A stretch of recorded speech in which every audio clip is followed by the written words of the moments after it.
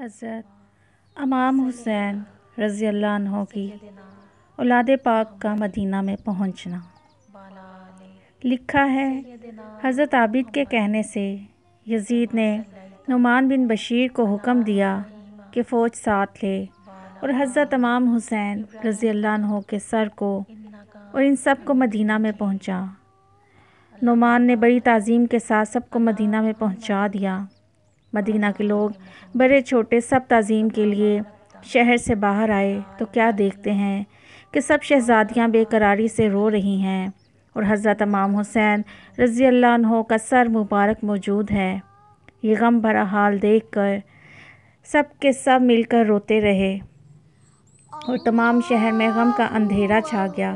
حضرت عابد اور سب شہزادیاں رسول پاک صلی اللہ علیہ وآلہ وسلم کے روضہ اقدس پر روتے ہوئے گئے اور اپنا حال زار بیان کیا۔ المختصر شہید کربلا حضرت امام حسین رضی اللہ عنہ کے پاک سر کو قبرستان جنت البقیع میں حضرت فاطمہ رضی اللہ عنہا کی قبر انور اور آپ کے بھائی حضرت امام حسن رضی اللہ عنہ کے قبر کے نزدیک دفن کیا گیا۔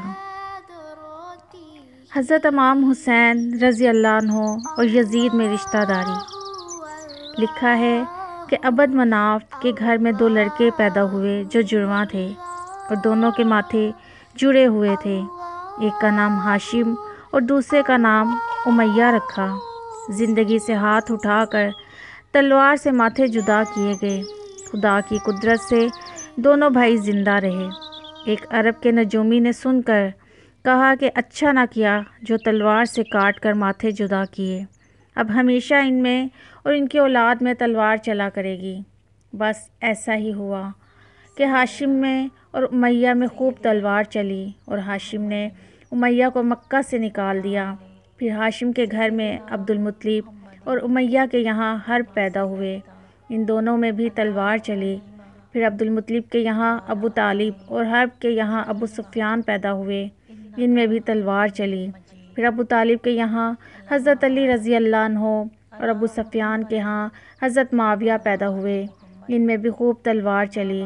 پھر حضرت علی رضی اللہ عنہ کے یہاں حضرت امام حسین رضی اللہ عنہ اور حضرت معاویہ کے یہاں یزید پیدا ہوا۔ اس نے جو ظلم کیے اور تلوار چلائی سب ہی جانتے ہیں۔